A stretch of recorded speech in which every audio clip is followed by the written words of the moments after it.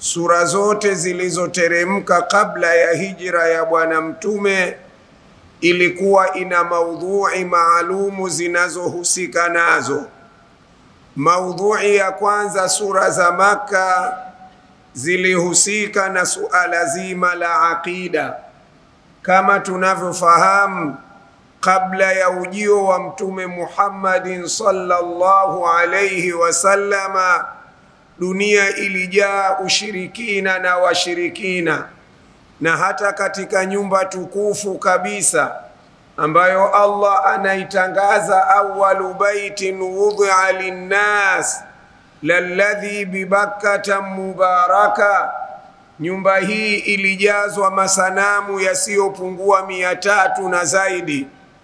Kwa hivyo kazi ya kwanza aliyokuja nayo Nabii Muhammad alayhi salatu wassalam ni suala zima la kuwang'oa watu katika imani za kishirikina na kuwapeleka katika tauhidi ya Allah.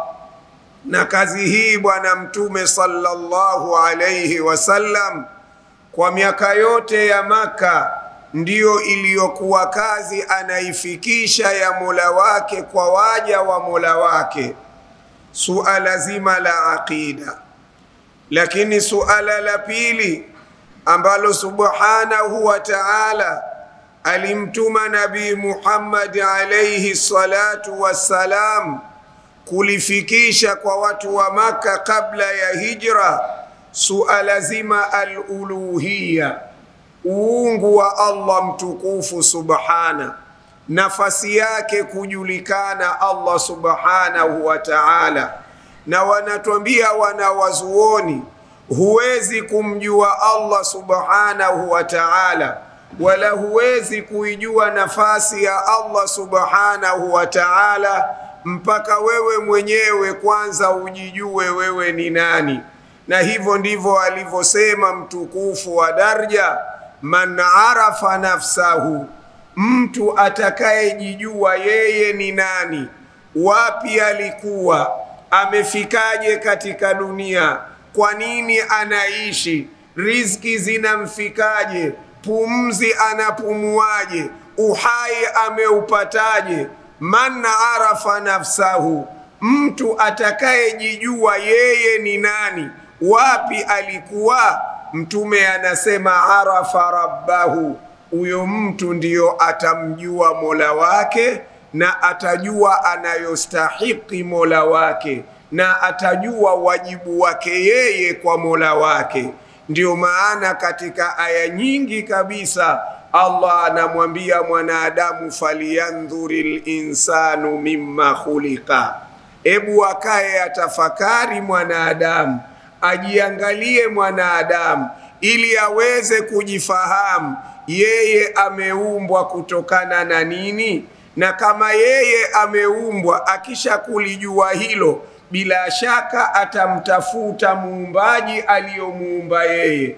Akisha kumpata aliyemuumba yeye, ataona aliyemuumba amemfanyia makubwa, na yeye ataona ana wajibu wa kutoa shukurani kwa huyo aliyemuumba. Ndiyo hapo anaposema Allah, wama khalaqtul jinna wal insa illa liya'budun, kwa hakika sikumuumba mwanadamu na jini ili anifahamu. Akisha kunifahamu yeye atajua wajibu wake kwangu mimi ni kitu gani.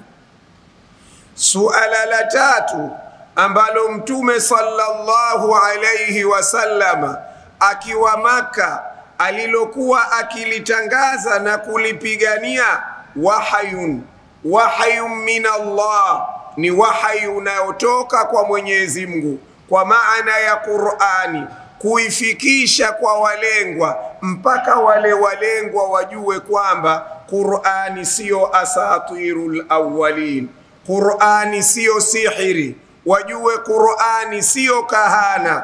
Kwa hivyo kazi ya miaka 13 mtume katika mji wa Makka ilikuwa ni kuwasogeza watu katika masala haya, na suala la mwisho lilikuwa alba'thu wan nushur, suala zima la kufufuliwa na kukusanywa kwa ajili ya kulipwa kila mmoja kwa yale aliyoyafanya.